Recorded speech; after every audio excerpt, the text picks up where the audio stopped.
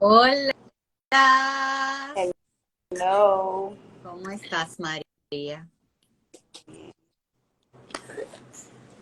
Vamos a darle un chancecito a las personas que vayan uniéndose. Claro. Bienvenidos, Mari,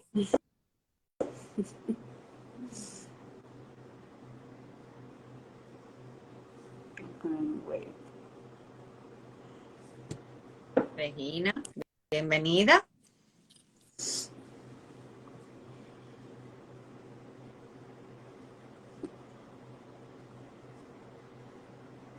Dando chancecito a que todos vayan entrando.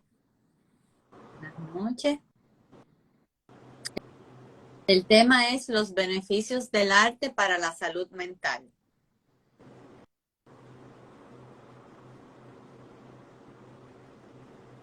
Yo creo que ya podemos comenzar y las personas se van a ir uniendo lentamente. Vamos arriba. Me presento un poquito. Yo soy María Di Carlo, parte del consejo de la Fundación Time Art. Soy doctora en medicina y licenciada en neurociencias y psicología.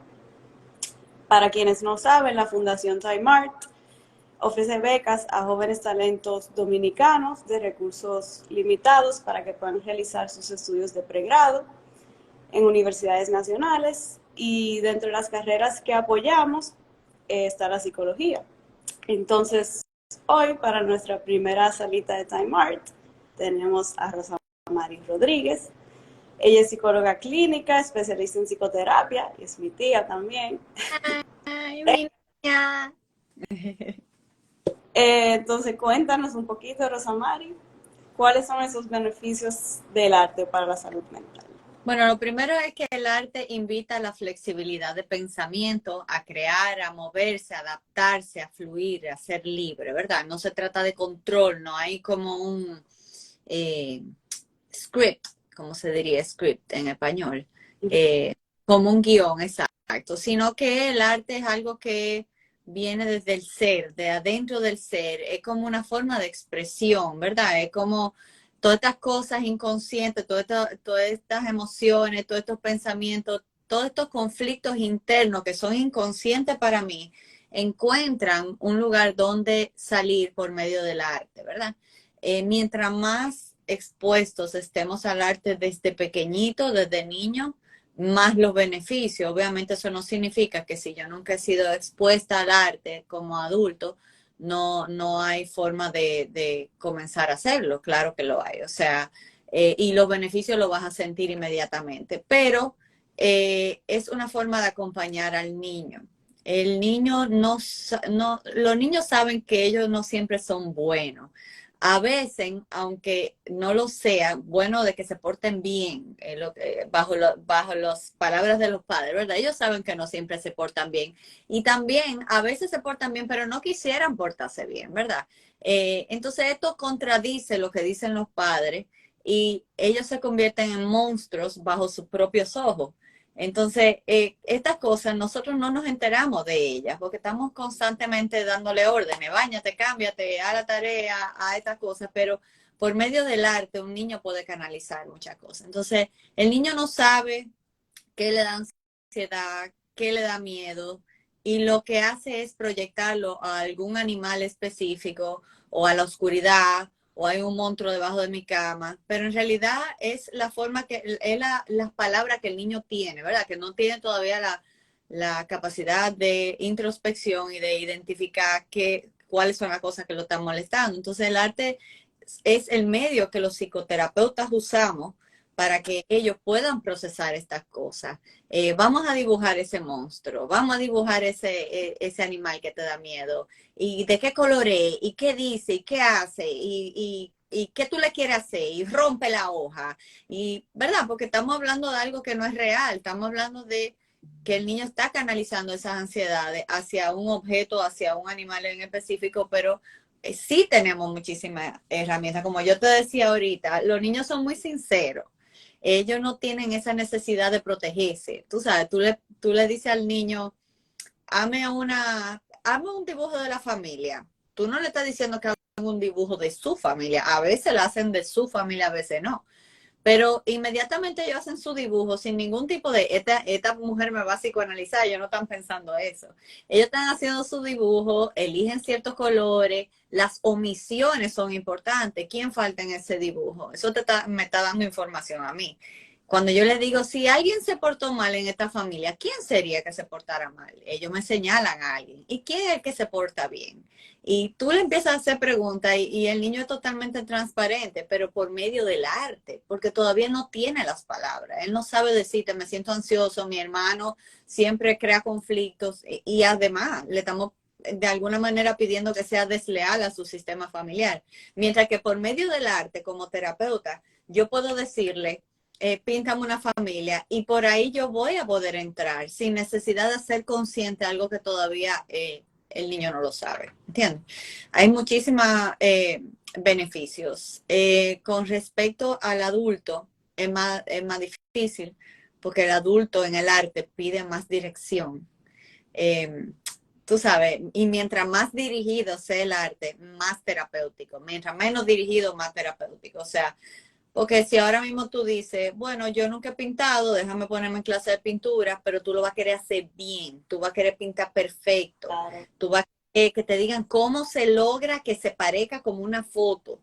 Y eso no es arte, tú estás todavía atrapado en el condicionamiento de lo que te dijeron que era bonito. Pero el arte, mientras En el outcome y no en ese proceso. y el fantasma y el saboteador de la perfección que toditos tenemos que combatir, tú sabes.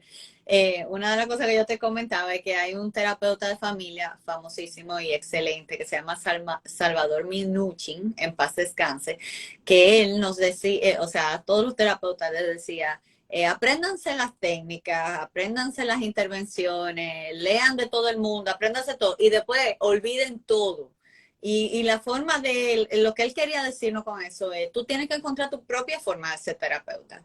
Tú no vas a sanar haciendo lo que yo hago y diciendo lo que yo digo. Tú tienes que escucharme a mí, tienes que escuchar esto, tienes que aprender toda la técnica y después olvídalo todo y deja que en esa sesión salga tu esencia y tu esencia va a saber lo que tiene que hacer. Asimismo, yo le diría a un adulto que tiene un tema de ansiedad o tiene un tema de depresivo, donde se ha pasado la vida quizá complaciendo a otra persona o haciendo lo que él entiende que debe de hacer y no hay gozo, no hay felicidad, no hay creatividad, no hay espontaneidad y todos los días son iguales. Una persona que viene desde ese lugar, yo le diría, empieza cogiendo clases, pero después de que tú aprendas las técnicas, suéltalo todo y simplemente crea. Eso es lo que el ser necesita. En tus lives tú hablas mucho sobre el suicidio de tu papá, sobre el hecho de que tu mamá es adoptada o fue adoptada, sobre el hecho de que tú tienes un hijo con síndrome de Down. ¿Cómo el arte te ha ayudado a ti a procesar esos retos de tu vida? Mira, tú sabes que yo, después que tú me hiciste esa pregunta, que nada más se me ocurrió una cosa, después me quedé como pensando más. Desde chiquita, yo fui la más artística de los cuatro hermanos, yo te diría, ¿verdad? Porque yo desde chiquita pintaba, mi abuelo era el que me llevaba a esa clase de pintura. Yo me gustaba crear, yo siempre fui muy creativa. Eh, y en esa primera infancia, vamos a decir, me ayudó mucho a canalizar mis energías ansiosas, porque yo siempre fui muy hipervigilante y muy pendiente, como de, tú sabes, con los radares encendidos, como usualmente pasa cuando un niño no se siente seguro. Y el arte fue ese medio para mí en esa primera infancia, de esas clases de pintura, de barro, yo me acuerdo que mis abuelos, yo fui primera nieta, entonces mis abuelos, tanto los de España como los de aquí, ellos marcaban todo lo que yo pintaba y lo colgaban en la casa. O sea que me validaron muchísimo mi cuestión, tú sabes. Otra cosa que yo usé mucho, ya vamos diciendo 10 años, 11 años, cuando estaban los problemas del divorcio de mis padres, eso, yo usé mucho mi imaginación. Yo me iba lejos, o sea, yo podía estar pasando por una etapa difícil o estar triste o muchas cosas pasando en mi casa y era como que yo hacía como una evasión de la realidad, pero no de manera negativa, sino como esto es lo que hay, soy una niña desempoderada todavía, pero déjame yo imaginarme un futuro distinto, o déjame yo imaginarme un presente distinto, y déjame imaginarme que yo estoy en otro lugar y que yo estoy en esto y que yo estoy haciendo lo otro. Es increíble como yo usé la imaginación para lidiar con todo lo que estaba pasando, porque en ese momento no era un problema que yo podía resolver, ¿tú entiendes? O sea, no, yo no tenía poder, pero eso me ayudó mucho en esa etapa. Es Otra una creativa, tu es imaginación. una exploración creativa. ¿Qué pasa? Que antes de la imaginación, mi tía Marilu vivió con nosotros hasta que se casó. Y tú sabes que no hay nada más chulo que tener una tía joven que tiene energía y todavía no tiene hijos. Entonces, ella se dedicó a hacernos cuentos de hadas todas las noches. Y más tarde yo entendí cómo eso a mí me cubrió emocionalmente, me protegió emocionalmente, porque los cuentos de hadas son terapéuticos porque el niño o el adolescente va encontrando sus propias soluciones, contemplando la historia que te están transmitiendo y tú estás encontrando similitud entre tus conflictos internos y lo que el cuento de hadas que tú estás escuchando, ¿verdad? Los cuentos dan seguridad, dan esperanza para el futuro y da la promesa de un final feliz. Y cuando yo empecé a estudiar psicología, me topé con este libro que se llama Los usos de los cuentos para fines terapéuticos de Bruno Bettelheim. Y él tuvo muchas cosas que decir sobre lo terapéutico que fueron estos cuentos. O sea, yo te estoy hablando de que yo me pasé mi infancia con mi tía haciéndome estos cuentos todas las noches antes de dormir. Ese era mi momento favorito del día. Y claro, ella ¿cómo te digo? Me pulió esa imaginación para más adelante, cuando ya ella se casó, se fue para su casa, vino el divorcio de mi padre, yo usé la imaginación de alguna manera, me la habían potenciado. ¿Entiendes? Por eso es tan importante el leerle a los niños de noche cuando están pequeños, porque ya llegó una edad que ellos no quieren que tú le leas, pero mientras ellos lo permitan. Bruno Bettelheim decía algo que te quiero leer. Cuando el inconsciente es reprimido y no es permitido que su contenido pase a nuestra conciencia, la mente de la persona se sentirá abrumada por estos elementos inconscientes o será forzado a mantener un control compulsivo y rígido, lo que hará que su personalidad se vea limitada. ¿Cuántas veces no vemos eso? Pero cuando permitimos que ese material inconsciente entre a conciencia y lo trabajamos por medio de la imaginación, el potencial para causar daños a otros o a nosotros mismos es reducido. Entonces, con esto lo que él quiere decir es, si hay familias donde no se permite la expresión de la ira, de alguna manera se villaniza la ira. Y este niño tiene esta emoción y tú sabes que las emociones no se controlan. Es importante que las expresen. Claro, no pueden expresarla dando golpes ni de una manera inapropiada. Pero si un niño tiene si tú notas que un niño tiene una emoción con la cual no tiene una buena relación, el arte es la manera para poder canalizar esa ira y eso celo fraterno. Por ejemplo, muchas papás me dicen que no, porque yo no permito que mi hijo tengan pistola ni nada violento en el juego. ¡Qué error! Qué error tan grande, porque por medio de ese juego violento, ellos superan mucho de su celo fraterno, mucho de la envidia, mucho de sentirse amenazado por el amor de los padres. Para ellos ¿Entiendes? procesar eso de otra Claro. forma. Entonces, si tú no permites ese juego, que ellos agarren la pistola y le hagan al hermano, pa, pa, pa, y le tiren una granada, o sea, ¿cómo tú estás permitiendo? O sea, el juego es arte, el juego es la manera que es la herramienta que el niño tiene para procesar muchísimas de los conflictos sobre los cuales él no tiene el poder. Entonces, cuando nosotros no permitimos la ira, la violencia en el juego, ¿verdad? Porque una cosa es que tú le des golpe a un niño, pero si estamos jugando a la guerra y yo te estoy matando, estamos jugando. Entonces, de alguna manera lo permitimos. al igual que el arte, hay muchos papás que ven los dibujos y dicen, ¿por qué tú pintas cosas tan feas, tan con los dientes afuera? Y no se están dando cuenta que el niño está sacando esa ira, está sacando. Y es importante que la saque, es importante que la pinte, porque si no permitimos que ese material inconsciente entre a conciencia de alguna manera, estamos criando niños que son los que entran en los colegios a disparar a lo loco, ¿entiendes? Entonces, tenemos que permitir todo tipo de emociones y canalizarla por medio del arte. Otra cosa es que yo te comentaba que en la etapa anal de la personalidad, por ejemplo, está primero la etapa oral, cuando el bebé todo se lo mete en la boca, está el biberón, el seno de la madre, después se empiezan a meter todo en la boca como una manera de explorar. Después viene la etapa anal, que viene a los, más o menos, comienza como a los 2 años, y es la etapa donde le estamos pidiendo al niño que renuncie a sus heces fecales y empiece a evacuar en un inodoro o lo que sea. Pero tú no le puedes pedir al niño que renuncie a algo sin darle algo.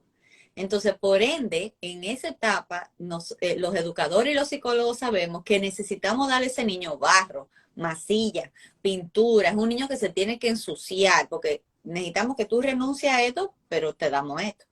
¿Qué pasa si le estamos pidiendo a un niño que siempre esté limpio, que no se ensucie, que no le permitimos que sublime eso que está sintiendo, esa etapa, ¿verdad? Entonces, de ahí viene el comentario de te vuelves compulsivo y rígido y tu personalidad se va a ver limitada, porque tú no tienes una forma de expresión que tus adultos vean apropiada.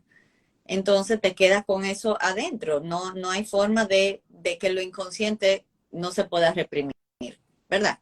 Entonces, ya crecimos así, ya no pasó, ya nuestros papás fueron así, que no significa que vamos a ser una víctima la vida entera. Entonces, ¿qué tú necesitas hacer para canalizar esas energías que se quedaron ahí? Que tu niñito se quedó ahí. Ese niñito necesita ir a jugar. Ese niñito necesita ir a jugar con masilla. A veces cuando yo le salto a mi cliente de 57 años, mira, toma una cajita de barro, mézclalo con agua y quiero que me haga varios potecitos. Ellos me miran como, no, pues esta tipa está loca. Pero realmente lo que yo estoy viendo es un niñito que no lo dejaron ensuciarse y que no tiene gozo y todos los días son iguales porque no hay creatividad. Entonces, para despertar esa creatividad en ese adulto, necesitamos conectarlo con su niño interior por medio del arte. Entonces, con respecto a lo de los cuentos que te estaba contando, aunque ustedes no lo sepan, el cuento de Caperucita Roja es un cuento de prevención de abuso sexual. Te estamos hablando, sin decirle a los niños, porque ahora le estamos dando tanta información a los niños que lo traumatizamos antes de que pasen las cosas.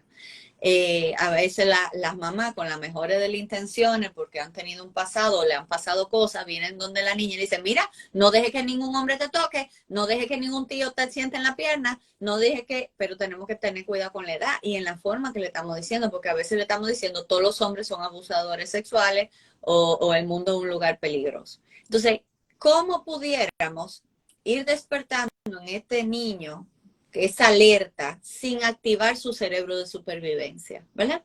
Entonces, por medio de los cuentos. Y el cuento de Caperucita Roja es perfecto para eso. Cuando nosotros le hacemos el cuento de Caperucita, le hablamos de un lobo con una voz seductora. ¿Y tú qué haces por aquí? Pero yo tengo esto y lo otro. Pero yo sé, en mi lugar que sabe, yo sé que este tipo es peligroso, aunque sea charming, aunque sea agradable. Entonces yo le estoy dejando en el disco duro a ese niño de, hay lobo que te dice, ven, yo te tu abuelo. Nos permite razonar y usar esas partes del cerebro que funcionan cuando no estamos en el cerebro de supervivencia. Exacto. Porque si estamos en cerebro de supervivencia, no podemos aprender. Si un niño se activa en cerebro de supervivencia, la energía que tiene para aprender en el colegio, para hacerse un adulto, la está canalizando para mantenerse seguro. Entonces, no es lo mismo. Y ahí vienen muchos de los niños con problemas de aprendizaje, que te dicen en el colegio que si tienen esto, que si no están sacando mala nota, pero es que si están en supervivencia no pueden dedicarle la energía vital a lo que tienen que dedicarse. Entonces, el cuento de Caperucita Roja es vital. Hansel y Gretel, confianza a los extraños y adicción. Ahí te están hablando de los excesos. El patito feo, estos adolescentes que se sienten inadecuados o se sienten, tú sabes, en esa etapa donde uno todavía ni es un niño ni es un adulto y uno se siente como extraño. O, por ejemplo, una persona que tenga alguna discapacidad física se identificará con ese cuento, pero si lo leyó desde niño, ya tiene adentro de él los mensajes que necesita para verse de otra manera. Risito de oro, esa etapa de la adolescencia donde nada me sirve o todo es muy grande o muy pequeño y me quiero ir de mi casa porque mi casa es lo peor. Pero después al final, Risito de oro regresa y se da cuenta que sí, que esa era su casa. ¿Entiendes? O sea, ¿cuántos adolescentes no pasan por eso? Lo otro, Cenicienta, celos fraternos en la familia reconstruida, familia compuesta, cuando llegan a esos hermanastros, y que si es más flaco que yo o más gordo que yo. Y los tres cerditos nos enseñan que para obtener resultados hay que poner esfuerzo y trabajo. Nos enseña el principio de la realidad, que María Francesca, yo no sé si tú has notado que es algo que en esta generación le está costando mucho entender. Lo siento. No sé si has visto, es que como tienen todas las pantallas encendidas, ven, no una serie, porque tu mamá y yo teníamos que ver una serie de nuestra novela un día, que probablemente ese día no había luz y no la podíamos ver, y la semana siguiente había que esperar para saber qué fue lo que pasó en la novela. Todo de inmediato, ahí, con un dedo, on demand. Entonces, lamentablemente eso no ayuda a que este principio de la realidad se internalice en la persona de nada viene sin esfuerzo.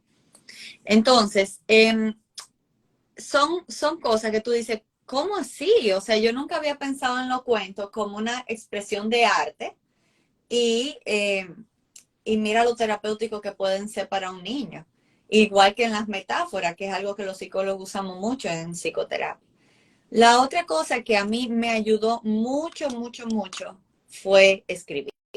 Y creo que es mi expresión de arte favorita. Eh, con los posts que tengo que escribir en mi misma página, con los artículos que escribo en revistas y muchos escritos que tengo por aquí. Yo incluso gané un concurso literario en mi colegio en cuarto de bachillerato. Yo creo que fue la forma, con la muerte de papi, que yo descubrí para poder hacer sentido de lo que acababa de pasar. Y ahí comencé a hacer journaling, que sin darme cuenta que era journaling, porque ahora está de moda, pero yo sí tenía mi diario y empecé a escribir todo lo que yo estaba sintiendo, todo lo que estaba pasando. Una de las cosas que me enseña seguir escribiendo en mi journal es que yo sigo repitiendo muchas cosas, que a veces no nos damos cuenta y creemos que todo lo que estamos viviendo es nuevo, pero cuando yo volví a mis diarios de cuando yo tenía 15, 16 años, yo dije, mi madre, pero es el mismo problema que yo tengo ahora, la ansiedad. O sea, esta ansiedad anticipatoria de cuando tengo que dar una charla importante, que hoy, esta mañana tuve dos, o por ejemplo, cosas que cambios grandes o viajar, que los días antes me pongo un poco ansiosa. O sea, yo leyendo el diario dije, pero es que esto es algo que yo siempre he tenido. Y lo grande es que siempre tenemos una historia en la cabeza de por qué somos así. Y no, esto es porque ahora yo estoy así por esto, yo estoy así por lo otro. No, usted está así porque usted es así. No se trata, ahora te puede estar preocupando un hijo, pero después cuando se resuelve el problema con ese hijo, tú vas a buscar de qué preocuparte, porque la preocupación es un hábito, ¿entiendes? Te da algo que hacer. Entonces, romper ese hábito de preocuparnos y obsesionarnos con cositas es un hábito que trasciende la historia. Entonces, cuando tú empiezas a leer lo que tú escribes, tú te das cuenta de, no, esto no es nuevo, esto es lo de siempre. Y te ayuda a ver que te tienes que convertir en el testigo. El testigo es la persona que se desarrolla cuando yo medito, cuando yo empiezo a observar mi pensamiento. Diablo, pero ¿cuántas veces al día yo me... Lo que está pasando. ¿Cómo? Me comunico a mí mismo lo que está pasando. O sea, una forma de yo procesarlo para comunicármelo a mí mismo. Yo no sé si tú has notado cuando tú estás observando tu pensamiento cíclico que tienes muchas veces en el día. ¿Cuáles han sido para ti las cosas que tú te has dado cuenta que tú piensas mucho? Eh, como que easy, muchos easys. Easy pasa lo peor. Easy piensa en esto. Es un pensamiento que tengo mucho. Y sí, la mente del ansioso. Otra cosa que yo noté, y lo he trabajado, pero en el pasado empecé a notar, cada vez que yo me paro en el espejo me busco un defecto. Ah, Eh, o, totalmente. o cuando me siento a meditar, empiezo, ok, déjame enfocarme en la respiración. Ay, Dios, yo no hice la compra. Tal cosa. ¿Y qué es lo que yo tengo que hacer mañana? Ah, no, espérate, que tengo que volver a respirar. Pero lo que eso me enseñó fue, "Diache, ¿cuántas veces yo dejo de estar en el presente para pensar en un futuro que todavía no ha llegado? Es como una inquietud constante, ¿verdad? Y ver eso sin juzgarlo como algo malo, porque si lo juzgo, ¿cómo va a ser que yo todavía, después de tanto tiempo meditando? No, mi hermano, yo tengo un cerebro humano, eso no va a cambiar. Lo que yo puedo es desarrollar el testigo, y el testigo es la persona que observa lo que yo estoy pensando. Wow, ¿cuántas veces al día yo pienso esto y esto y esto? Y vuelvo. Mira, yo tengo como 10 canciones que son, yo no sé, a mí ahora mismo, a mí me pasa mucho que cuando sale una canción que me gusta, se me queda. No sé si a ti te pasa. A mí me pasa con la de Shakira ahora, con la de Acróstico, la de los hijos, que a cada rato me agarro pero yo estoy con la cancioncita en la cabeza todavía. Y digo, y claro, viene ese juicio, ¿verdad? ¿Y por qué que yo estoy pensando en esto? Bueno, yo soy musical y es otra expresión del arte. Entonces, tú sabes. Pero sí, definitivamente escribir me ayudó a procesar todo lo que estaba pasando. Y cuando yo te digo que el regalo del arte es la flexibilidad mental, una de las cosas que me regaló la escritura es darme cuenta que la misma persona capaz de hacerme daño es capaz de darme mucho amor. La vida no es blanco y negro. Fue como ver como esta persona, nadie es totalmente bueno ni totalmente malo. Y empecé a cuestionar muchas de las creencias que tenía la gente. Por ejemplo, la gente repetía mucho antes de que papi se muriera. No, porque imagínate, se suicidó. Esa gente no va a servir más nunca. Comentario así. Claro, cuando me tocó a mí, me llegaron a la cabeza todo lo que mi cultura había dicho sobre una persona que vive aquí. Escribiendo. Claro, escribiéndolo fue que yo empecé a decir, yo no quiero que nadie piense que yo no voy a volver a servir porque esto me pasó. La O que me propia historia. claro. Entonces, eso es, esa flexibilidad mental el que no tiene flexibilidad mental empieza a tener problemas y termina en los consultorios. ¿Por qué? Porque cuando hay una frase que dice, lo peor que tiene la gente es la imagen en su cabeza de cómo debió de ser. Esa imagen de yo debí estar casada a los 25 años, yo debería ser madre, o yo me visualicé con una hembra y me dieron dos varones. Y como que cuando esa expectativa que tiene la persona no se cumplen, ¿verdad? Porque vienen de un pensamiento rígido, establecido, donde hay mucho debería, entonces yo no acepto lo que es, ¿entiendes? Y la vida se trata de aceptar lo que es, no lo que tú quieres que sea. Pero el arte de alguna manera te va enseñando. Desde chiquito que yo empecé a pintar, yo me acuerdo que yo estaba pintando una casa y se cayó una gota de la acuarela en el cielo y me dañó, la casa me había quedado perfecta. Y por un momento yo dije, contra, se me dañó y me iba a poner a llorar. Y yo me recuerdo que dije, no, no, no, pero espérate, déjame pintar una nube ahí. Y quedó mejor que si no hubiera caído la gota de agua. Entonces, el mensaje del arte es como, mi hermano, nada se daña. Tú lo que pasa es que tienes que crear algo diferente ahora. Entonces, ese es el regalo de la expresión del arte. Es terapéutico, sana, te enseña a que tú te tienes que salir de esa caja mental en la que tu familia con su cultura te metió sin querer o la sociedad te está metiendo sin querer. El miedo al fracaso, ese perfeccionismo. No, y la sexualidad correcta o la forma de ser correcta, la forma de vestir correcta, no hay nada de eso existe. Lo que existe es la esencia del ser y la expresión de ese ser. Y en lo que tenemos que crecer es en el respeto a la diversidad. Claro que sí. Eh, Vivimos en una sociedad donde mucha gente se pasa todo el día pegado de una pantalla, recibiendo esa luz azul que tiene tanto efecto negativo en nuestra salud cerebral, física, en nuestro ritmo circadiano. ¿Cómo puede el arte ser una herramienta para combatir eso? Antes de eso, vamos a responder algunos de los comentarios que veo aquí. Entonces,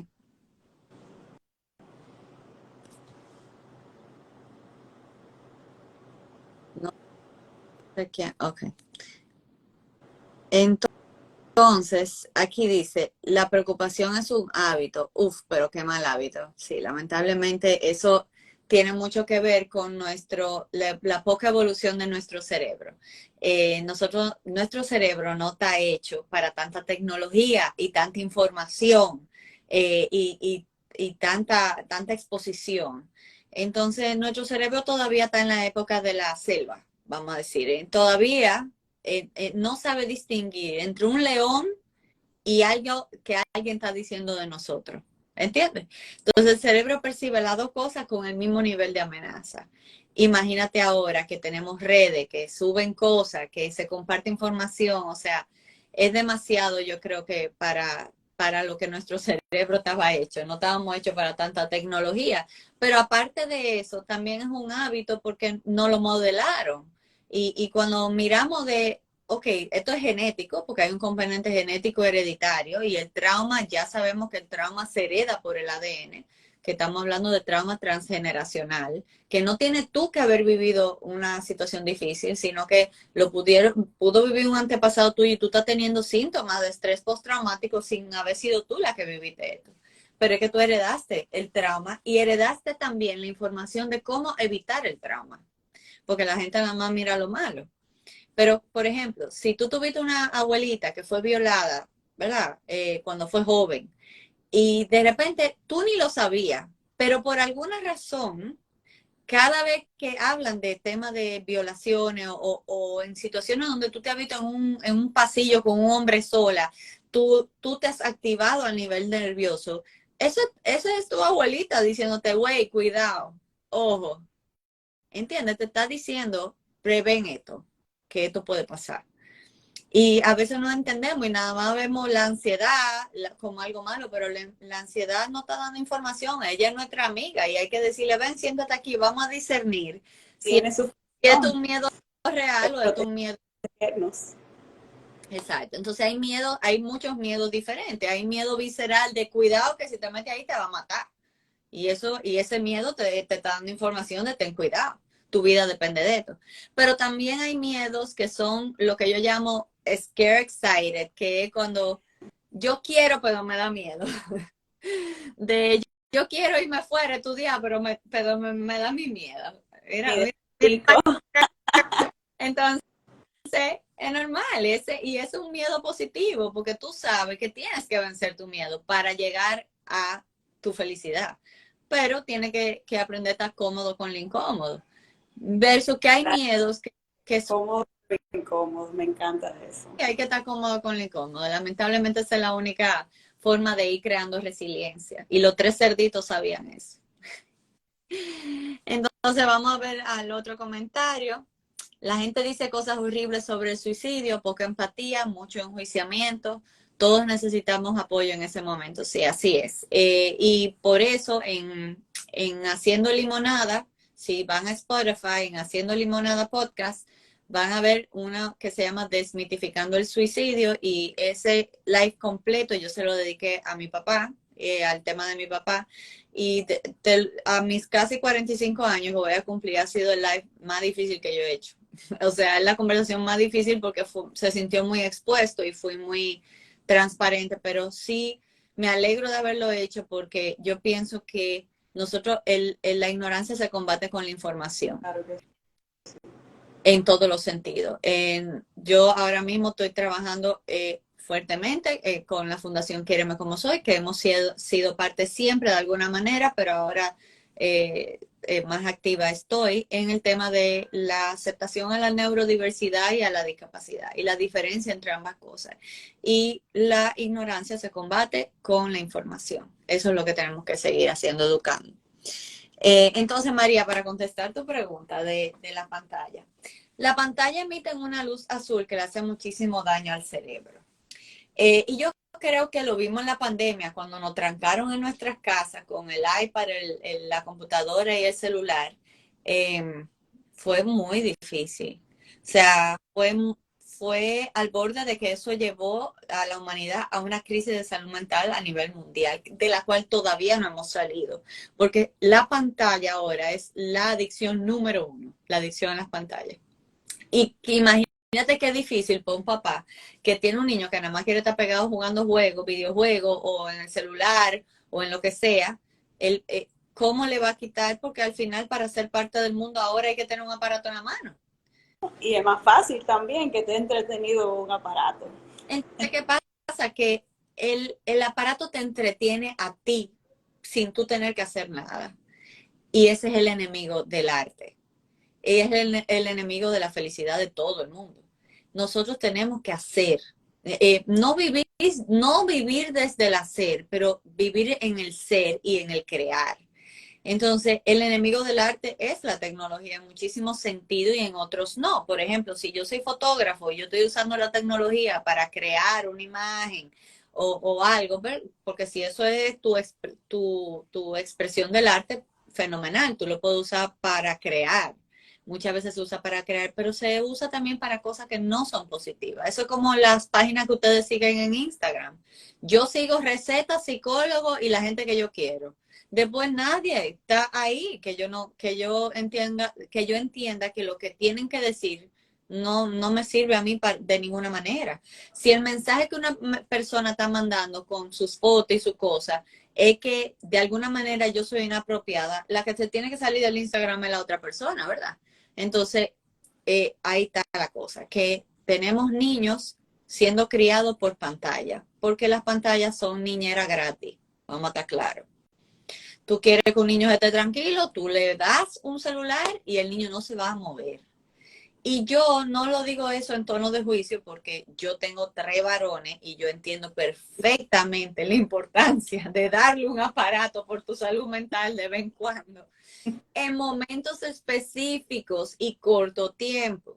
Por ejemplo, si estamos en un restaurante y la conversación es de adulto, no es verdad que el niño quiere ir a un restaurante de que no sea una pizzería. Entonces tú estás claro que tú estás yendo por ti como adulto, ¿verdad? Y que el niño, obviamente, si llega la comida, tiene que compartir, pero es injusto pedirle a un niño que se tire una conversación de 2 horas de los adultos donde a él no le están preguntando absolutamente nada. Yo entiendo que, ok, que tú le des el celular un ratico, perfecto. Igual en la pandemia, cuando tú tenías que estar el día entero con tus hijos solo, y que tenías que ayudarlo con el colegio, que era virtual en ese momento, que no me quiero ni acordar porque me dan escalofrío de recordarme. Yo tengo un hijo con síndrome de Down, ustedes se imaginarán lo que fue para mí que él hiciera la tarea por una computadora. Entonces, en ese momento, claro, teníamos el día entero con los niños y era normal que tuviéramos que dar el aparato en algún momento para que ellos se entretuvieran para uno poder respirar. Pero el tema es cuando esa es la regla. Cuando esa es la regla, estos niños no están durmiendo las horas que tienen que dormir. Ni siquiera nosotros los adultos estamos durmiendo las horas que tenemos que dormir. O sea, nosotros a las 9:30 de la noche deberíamos estar durmiendo ya y dormir 8 horas todos los días. Pero lo que termina sucediendo es que nos ponemos una serie y después otra y después otra y después otra y ya tú te imaginas. No nada más lo tarde que uno se acuesta por estar pegado al aparato, sino que el solo hecho de recibir esa luz a esa hora nos altera el ritmo circadiano, ya no altera el patrón de sueño, todo, nunca descansamos igual. Entonces, lo que sucede es que no, los científicos han descubierto que nuestros cuerpos están sobrecalentados de noche y estamos sudando muchísimo de noche y nos cuesta muchísimo bajar la temperatura corporal de noche. ¿Por qué? Porque estamos todo el día recibiendo la luz azul de la computadora, del celular, de las luces, estamos recibiendo input sensorial, auditivo, muchos tapones, mucha bulla. Entonces, estamos sobresaturados de información, sobresaturados de energía y de noche nuestro cuerpo no se enfrían lo suficiente para nosotros alcanzar el sueño profundo que nosotros necesitamos. Es decir, que ese cambio de temperatura es crucial para el sueño reparador. exacto. Entonces, esa es una de las cosas que está pasando. Otra cosa que quisiera tocar, María, es porque tú sabes que toda la expresión del arte, eso depende de si tú eres, por ejemplo, una persona kinestésica y te guste el baile, ponerte en clase de baile, sea de salsa o de zumba o lo que tú quieras, quizá moverte, a mí me encanta. Cuando yo voy a una fiesta, que son pocas las que hacen, o por lo menos yo voy ahora, de bailar, pero cuando yo me paso una noche bailando, yo estoy feliz como por una semana. O sea, a mí eso es algo que me gusta y cantar me encanta, por eso yo manejo yo, porque yo necesito cantar en mi carro y que nadie me oiga. Bueno, yo Eh, con el karaoke soy y no es que cante particularmente bien, ¿eh? pero son cosas que a mí me recargan, aunque yo me haya pasado la noche entera cantando en el karaoke, yo el otro día, aunque haya dormido 3 horas, estoy energizada porque Sí. fue un escape de arte, ¿entiendes? Entonces, si tú eres visual, la fotografía, por ejemplo, la pintura, te va a gustar, y también el que le gusta tocar, lo que es la escultura, armar cosas, pero hay expresiones de arte específicas para personas con un trastorno de ansiedad y me gustaría mencionarlas. ¿Por qué? Porque las manos, sabes que el cuerpo es el que tiene la verdad, no la mente. La mente es una fábrica de ficción increíble. Entonces la mente va a millón, a millón, a millón. Y necesitamos bajarle la velocidad a la mente. Y lo único que le baja la velocidad a la mente son las manos. Entonces, nosotros, por ejemplo, tejer. En estos días yo me estuve leyendo el libro de Michelle Obama, la esposa del expresidente Obama, y ella decía que en la pandemia a ella le dio una crisis de ansiedad, porque imagínate con todo lo que estaba pasando, sus hijas fuera, X, y que ella, algo intuitivamente, ella recordó a su mamá y a su abuela que tejían y pidió unas agujetas y una bola de lana en internet, como todos hicimos en la pandemia, pedí muchas cosas por internet. Y ella empezó con tutorials de YouTube a aprender a tejer. Cuando yo leí eso en ese libro, yo estaba pasando por una época donde mi hijo se había ido fuera, a Boston, que ese siempre, no era la primera vez, pero cada vez que se va me pasa lo mismo, después que él dura mucho tiempo aquí, como que se va, uno lo extraña, me pone un poco ansiosa. Y yo dije, ¿tú sabes qué? Yo me voy a poner a tejer. Y yo descubrí que tejer, armar rompecabezas, armar Lego, eh, pintar, te calma porque tú obligado tienes que bajar la velocidad a la de tu mano.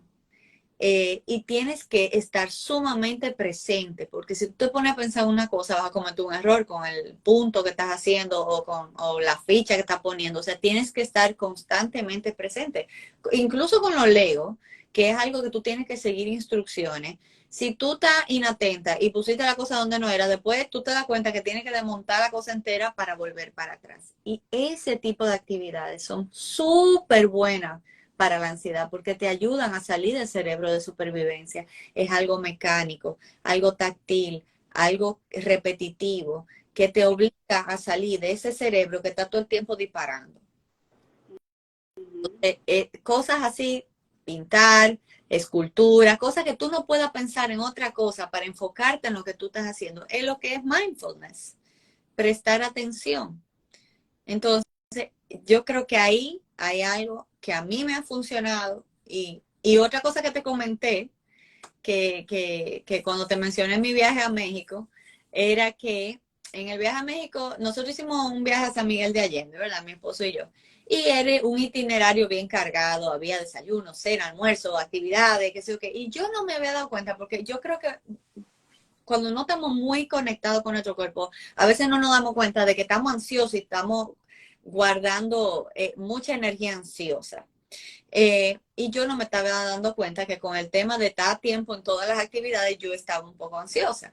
Pero ¿qué pasa? Que nos ponen a hacer esto, déjame buscártela. Nos ponen a hacer esta muñeca que se llaman mojigangas.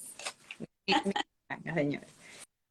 Y yo, obviamente, cuando me ponen no tenía nada de esto. Yo tengo que sentarme a pensar con qué yo le voy a pintar los ojitos, qué accesorio le voy a poner. Estoy mirando la de mis compañeros que están todos pintando algo.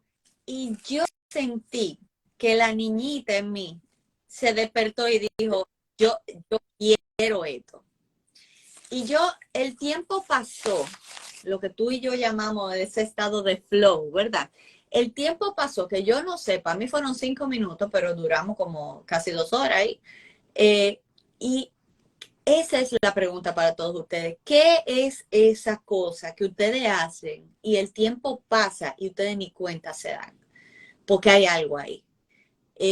Eso a mí me pasó el tiempo volando, como me pasa tejiendo, como me pasa escribiendo. Cuando yo estoy, por ejemplo, creando uno de los artículos que tengo que subir o un post, a mí me pasa el tiempo como si fuera yo, pero Dios mío, el tiempo no me da. ¿Qué es eso que tú dices que el tiempo no te da cada vez que tú lo estás haciendo? Porque hay algo ahí. Ahí está tu expresión del arte. Entonces, recuerden que todos ustedes, aunque sean adultos, tienen un niñito adentro que quizás necesitó jugar más de lo que lo hizo, que necesitó pintar, que necesitó conectar con alguna expresión del arte y no lo pudo hacer. Un ejemplo es tu mamá. La mamá de María Francesca, Mary Francis, trabajó para la empresa familiar su vida entera. Y era el debería, ¿verdad? El debería y complaciendo quizá a la familia, al papá o ella atrapada quizá en esa historia de que para ser querida o aceptada o lo que sea tenía que hacer eso. Pues no sé las razones de ella, porque son personales y son de ella, pero yo vi la transformación cuando Mary dijo, tú sabes qué, yo voy a hacer lo que yo de verdad quiero hacer y yo quiero aprender de arte. Y ella comenzó chin a chin, ella comenzó a coger su curso de fotografía, a coger curso de pintura, a coger curso de arte, ahí se fue a exposiciones, ella empezó poco a poco, pero mientras más cosas, mientras más pasitos de tortuga hizo, más se convenció de que esto era lo que ella quería hacer. Y no se me olvida cuando yo vi el corto que ella hizo, que ojalá lo compartan en la página de Time Art, yo me quedé impresionada cuando yo vi eso, porque la cuñada que vendía colchón y muebles, con la que yo conocí cuando llegué a esta familia, de repente es una artista total y es la creadora de esta fundación que su hija está llevando hoy. Y que ella tenía esa idea para ese corte de hace años guardada. Y, o sea, tampoco le dedicamos tiempo al arte, que mira cómo ella duró tantos años con esa idea guardada y ahora fue que se materializó. Yo Pero siento que vivimos en una sociedad que estamos atados a un outcome, a un trabajo, a un tengo que hacer, tengo que destacarme por, qué sé yo, por lo que hago, por mi trabajo, en vez de simplemente enfocarnos en existir y en ser y en conectar con nosotros mismos. exactamente. Eh, Hay que dedicarle más tiempo a eso. Y también yo creo que hay unas edades donde, y yo, por ejemplo, todavía no estoy ahí, pero llegaré en algún momento. Yo creo que la menopausia para muchas personas, esa etapa de los 40 a los 50 años, es donde el ser humano dice, todavía estoy joven y no quiero hacerme esta vaina que estoy haciendo. Yo quiero ser feliz. Yo siempre quise hacer esto y esa rebeldía se te mete porque tú estás mirando, ven acá, pero ¿qué es lo que me quedan? Los 60, los 70, los 80 años. ¿Y cuándo es que yo voy a esperar a hacer lo que yo de verdad quiero hacer? Y ya yo crié y ya estos muchachos que tiren para adelante.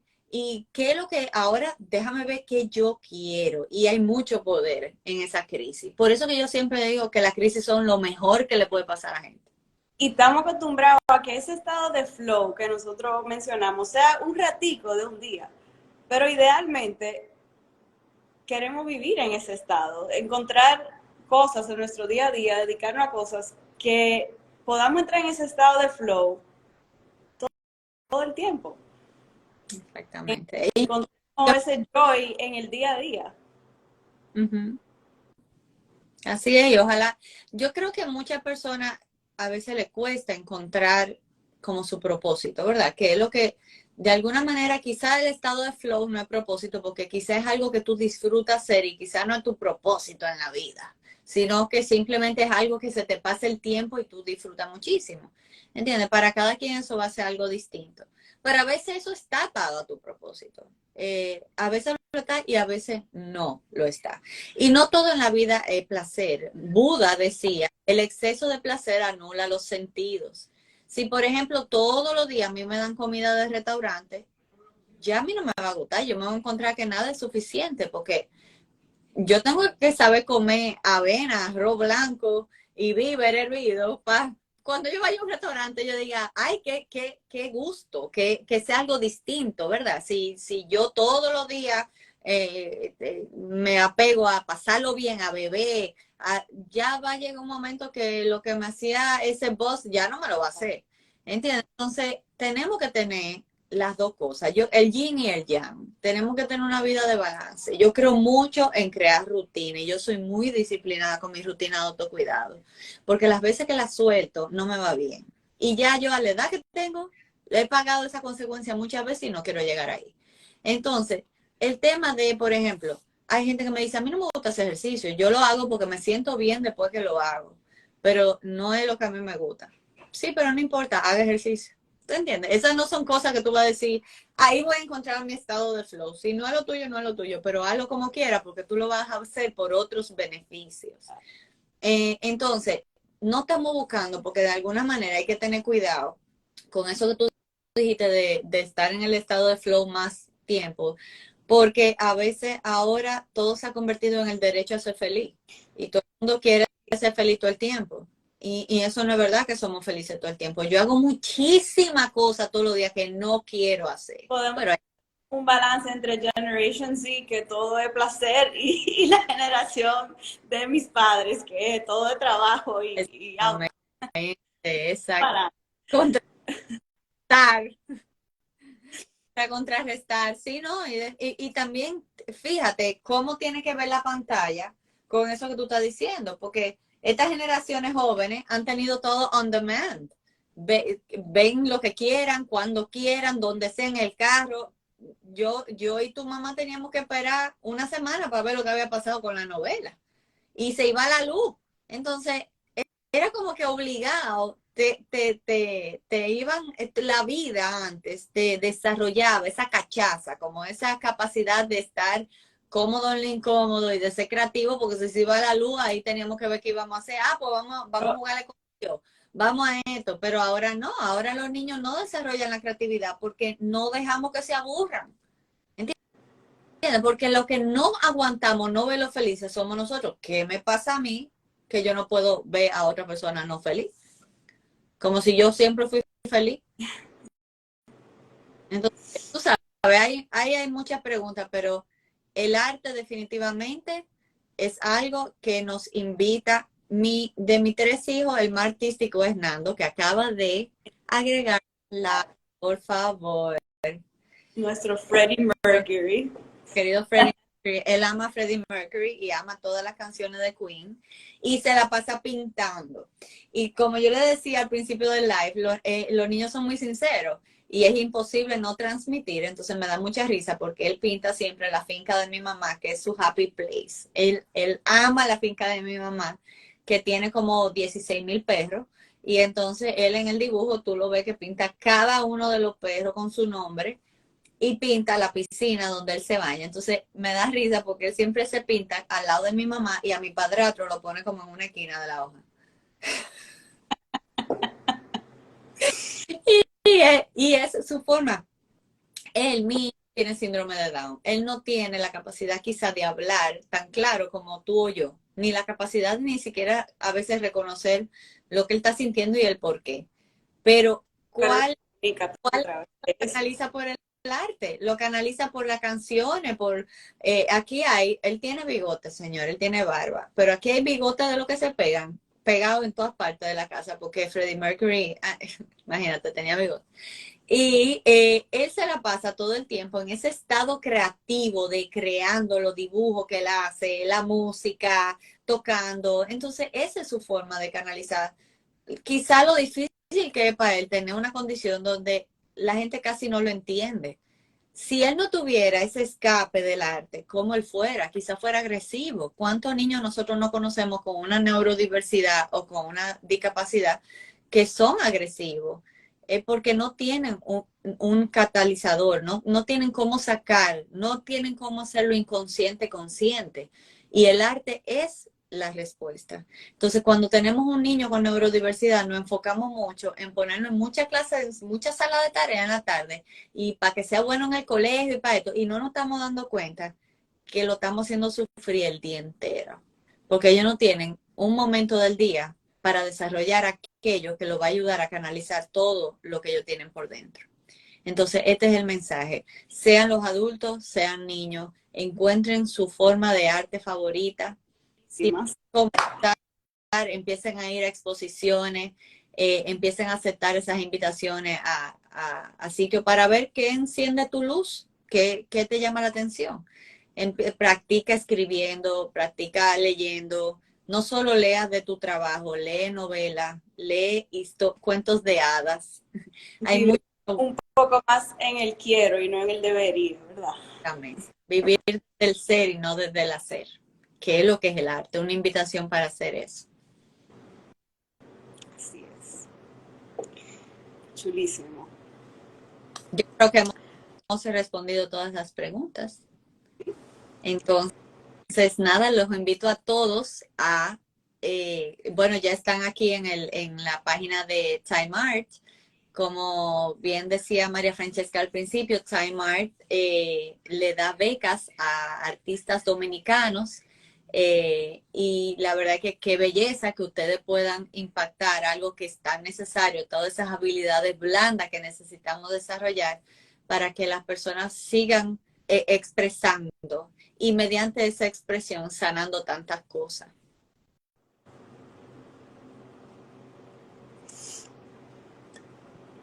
Pues nítido. Gracias.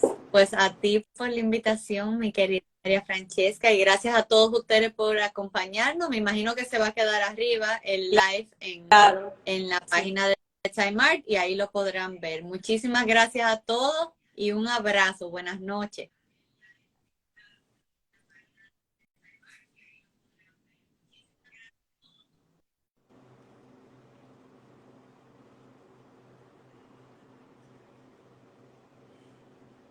¿Sabe cómo se cerra, María? No sé cómo guardarlo. Ok. Tú le das arriba a la crucecita y te va a decir, te va a dar la opción. Dice, ¿Qué dice? and now o cancel. And now.